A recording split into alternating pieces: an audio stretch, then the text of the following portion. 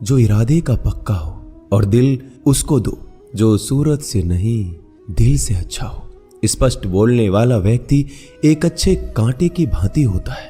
इसमें थोड़ी देर के लिए दर्द जरूर होता है, लेकिन फायदा जिंदगी भर रहता है। अगर आप किसी को एक बार माफ करते हो तो आप समझदार हो। अगर आप उस व्यक्ति को दूसरी बार भी माफ करते हो तो बहुत ही नरम दिल हो। लेकिन आप उस व्यक्ति को तीसरी बार माफ करते हो तो आप दुनिया के सबसे बड़े बेवकूफ हो। जीवन की सबसे महंगी चीज है आपका वर्तमान, जो एक बार चला जाए तो फिर पूरी दुनिया की संपत्ति देकर भी उसे हम खरीद नहीं सकते।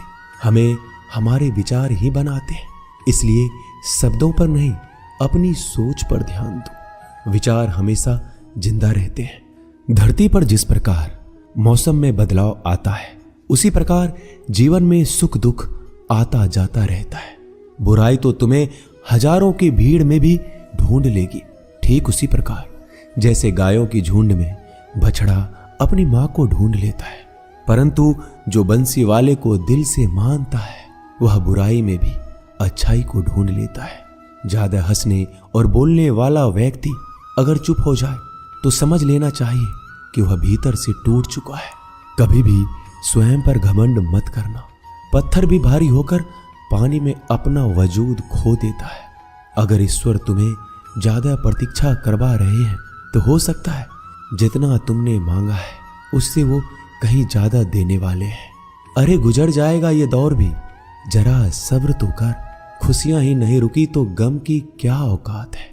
जब मन परेशान हो तब कुछ मत किया करो, बस आंखें बंद कर श्री कृष्ण का नाम लिया करो। बुद्धि से पैसा कमाया जा सकता है, परंतु पैसे से बुद्धि नहीं खरीदी जा सकती। सब अपना सा लगता है। सिर्फ बातों से औरों के लिए जीते थे तो किसी को शिकायत नहीं थी। थोड़ा सा अपने लिए क्या सोचा, जमाना दुश्मन बन गया। जिंदगी का तजुर्बा कि छोटा आदमी बड़े मौके पर काम आ सकता है और बड़ा आदमी छोटी सी बात पर औकात दिखा देता है। कोई भी आपके हाथ से तो छीन सकता है, लेकिन आपके भाग्य से नहीं। जिंदगी में आगे बढ़ना है तो सहारों पर नहीं, खुद पर यकीन करना सीखो। दरवाजे छोटे ही रहने दो अपने मकान के। जो झुक कर गया समझो वही अपना है। ईश्वर में आस्था है तो मुश्किलों में भी रास्ता है। जो ज्ञानी होता है उसे समझाया जा सकता है, जो अज्ञानी होता है उसे भी समझाया जा सकता है, परंतु जो अभिमानी होता है उसे कोई नहीं समझा सकता।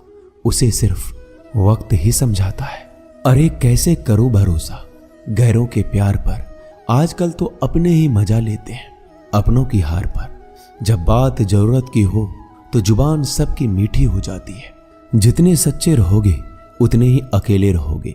जब भी जिंदगी आपको रुला दे तो समझ लेना जिंदगी आपको रुला नहीं रही, आपको सिखा रही है। मतलब की बात तो सब समझ लेते हैं, लेकिन बात का मतलब बहुत ही कम लोग समझ पाते हैं। किसी पर ज्यादा नाराज होने से बेहतर है कि अपने जीवन में उसकी अहमियत कम कर दो। सब कुछ जानते हुए भी अगर आप गलत को गलत नहीं कह सकते तो आप अपने हक के लिए भी नहीं लड़ सकते। खुश रहना चाहिए, बाकी तो सब चलता रहेगा। कोई भी अपना बिछड़ता रहेगा तो कोई पराया मिलता रहेगा।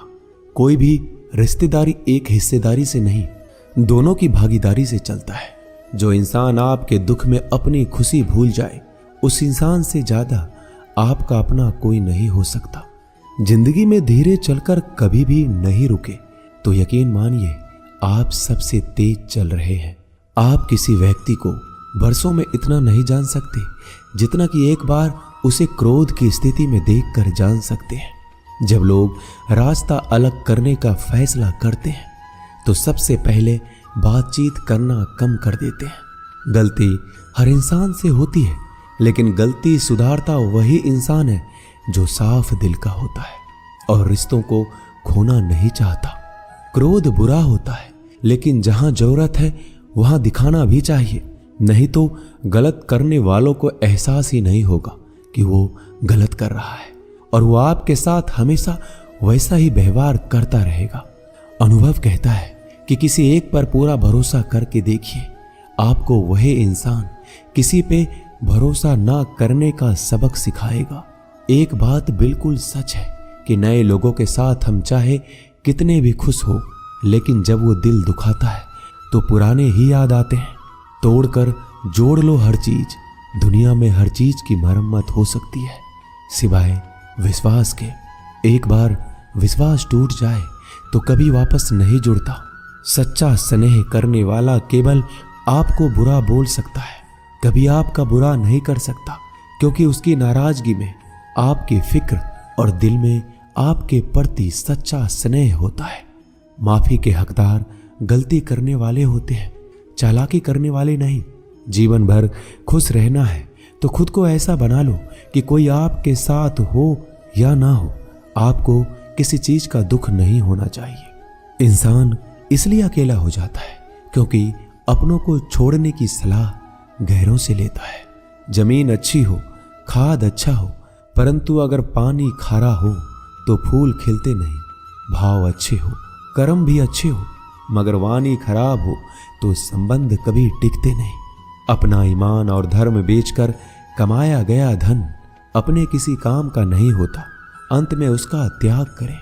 आपके लिए यही उत्तम है। रात जितनी काली होती है, तारे उतने ही चमकीले होते हैं। दुख जितना गहरा होता है, ईश्वर उतना ही करीब होता है। कभी उसको नजरअंदाज ना करो जो तुम्हारी बहुत परवाह करता हो, वरना किसी दिन तुम्हें एहसास होगा कि पत्थर जमा करते हुए तुमने हीरा गवा दिया। जितना आप जिंदगी में व्यस्त रहोगे उतना ही देखना मस्त रहोगे। बात कड़वी है मगर सत्य है। जरूरत पड़ने पर लोग बिना रिश्ते के रिश्ते बना लेते हैं और जरूरत खत्म होने के बाद बने हुए रिश्तों से भी मुंह मोड़ लेते हैं। जिंदगी में मित्र और चित्र अगर दिल से बनाओगे तो उनके रंग जरूर निखर के आएंगे। जो समझ ना सके उसके साथ समझौता ना करो, इससे अच्छा अकेले रहो। कम से कम सुकून इस बात का रहेगा कि कोई है ही नहीं तो समझेगा कौन। आजकल लोग दिल से दी हुई इज्जत से खुश नहीं होते, दिखावे की चापलूसी करने वालों से गर्व महसूस करते हैं। विश्वास करें परंतु मां और ईश्वर के सिवा किसी पर नहीं। लुट जाने के बाद चाहे कसूर किसी का भी हो, रूठ जाने के बाद कसूर चाहे किसी का भी हो, बात वही शुरू करता है जो बेहद प्रेम करता है। भले ही जिंदगी में अकेले रह लेना, लेकिन जबरदस्ती किसी से रिश्ता निभाने की जिद मत करना। अगर आसमान वाले के साथ आपका रिश्ता अच्छा है तो जमीन वाले आपका कुछ नहीं बिगाड़ सकते। सांपों के दांत में, बिच्छू के डंक में और इंसान के मन में कितना जहर भरा है कोई नहीं बता सकता। इनसे हमेशा सावधान रहें। सत्य को सिद्ध करने के लिए किसी भी जिद करने की जरूरत नहीं, क्योंकि सत्य खुद सही समय पर स्वयं सिद्ध हो जाता है। जिंदगी में दो चीजों का कभी घमंड मत करना, पैसा और सूरत। गरीबी आते देर नहीं लगती और चेहरा किसी हादसे में बदलते जरा भी वक्त नहीं लगता। प्रेम से भरी हुई आंखें और श्रद्धा से झुका हुआ सर, सहयोग करते हुए हाथ, सन्मार्ग पर चलते हुए पैर और सत्य से जुड़ी हुई जीभ ईश्वर की पसंदीदा चीजें हैं। अगर आप सही हो तो गुस्सा होने की आपको जरूरत ही नहीं है, पर अगर आप गलत हो तो आपको गुस्सा होने का हक ही नहीं है। धोखे में जीने से अच्छा है अकेले जियो, सुकून से जियो, अपने आप पर भरोसा रखो। तुम्हारा किस्सा एक दिन जरूर कहानी बनेगा। मजाक और पैसा सोच समझकर उड़ाना चाहिए। संघर्ष ही जीवन है, इससे डरना नहीं, लड़ना सीखो। एक बार नींद टूटेगी तो चलेगा, लेकिन कभी अपने सपने मत टूटने देना। आप कितने भी बड़े बन जाएंगे, यदि आपके अंदर इंसानियत नहीं है तो सब बेकार है। जो करना है खुद करना। वक्त के भरोसे बैठने से भी धोखा मिल सकता है। जिंदगी का एक उसूल बनाओ कि तुम्हारी इज्जत जो नहीं करता उसके पास कभी नहीं जाना, क्योंकि जीवन में क्या होगा, या तो कुछ अच्छा होगा या बड़ा होगा। जो भी होगा हमारे कर्मों का ही फल होगा। जिस प्रकार दिया तेल के बिना नहीं जल सकता, इसी प्रकार मनुष्य भगवान की कृपा दृष्टि के बिना जीवन में सफल नहीं हो सकता। जीवन में कोई भी काम करने से पहले एक बार भगवान का स्मरण करना जरूरी है कि मैं जो करने जा रहा हूं वो भगवान को स्वीकार होगा या नहीं। ऐसा करने से आप जीवन में कोई गलत काम नहीं करेंगे। किसी का भला नहीं कर सकते तो बुरा भी मत करो। यदि सम्मान नहीं कर सकते तो बेवजह अपमान भी मत करो। तुम जिसकी जितनी परवाह करोगे उतनी तकलीफ पाओगे, और जिस दिन तुम लोगों की परवाह करना छोड़ दोगे लोग तुम्हें तकलीफ देना छोड़ देंगे। क्या लेकर आए हो और क्या लेकर जाओगे? ये जीवन 2 दिन का मेला है। एक दिन सब यहीं छोड़कर जाओगे। समझदार व्यक्ति कभी बदले की भावना नहीं रखता, क्योंकि वह जानता है भगवान सही कर्म और सही समय आने पर सबका हिसाब करते हैं। जबरदस्ती मत मांगना जिंदगी में किसी का साथ।